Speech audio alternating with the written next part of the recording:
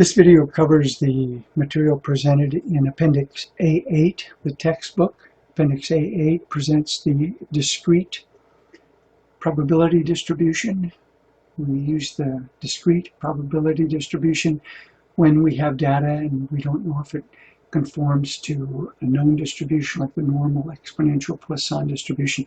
We've gone out, we've collected data, we've brought it in. Now we want to find a standard deviation, we want to find a variance, we want to find a mean for the data. So we construct a discrete probability distribution using our data. If you want to follow along, you'll need to pause the video and create this table right here.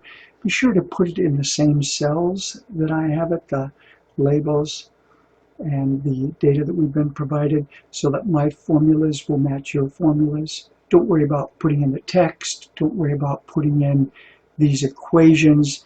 They're all for instructional purposes here as we work through the video. The goal is to get to the standard deviation, and here we have the formula for the standard deviation. To get there, we need to find the variance, and the formula for the variance is a little more complicated. It involves a summation. One of the easy ways to solve formulas like this in Excel is to break down the elements of the formula and to place each element in a column, find each element, and then perform the operation indicated in the formula. So that's what we'll do.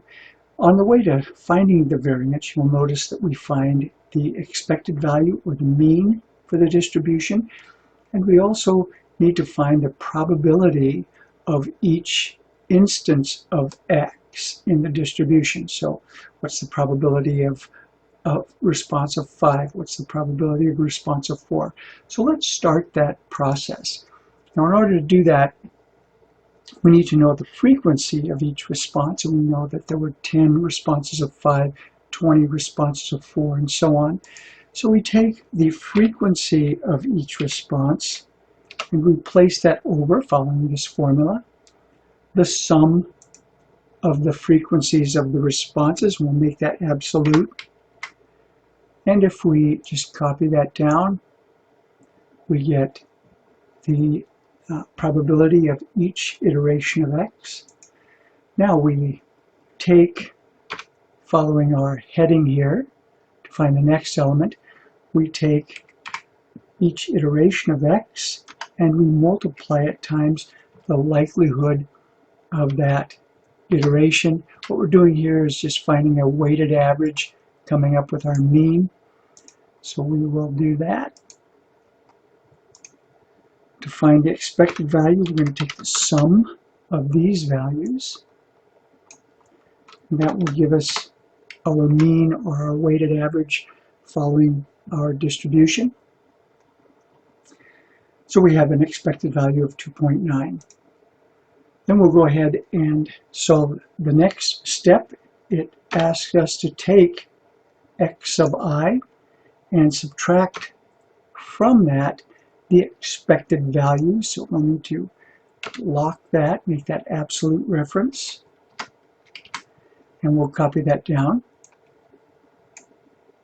Now to remove the effect of these negative numbers from our variance, we'll need to square those values. That's the next step. We'll take this quantity and raise it to the second power and copy that down.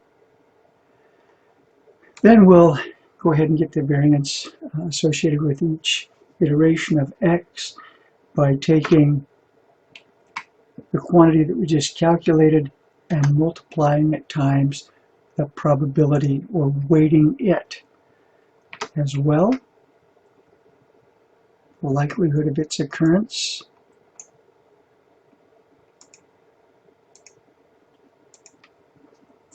And then if I take the sum of these values now, I have reached the end of the steps to calculate the variance, and I find that I have a variance of 1.290.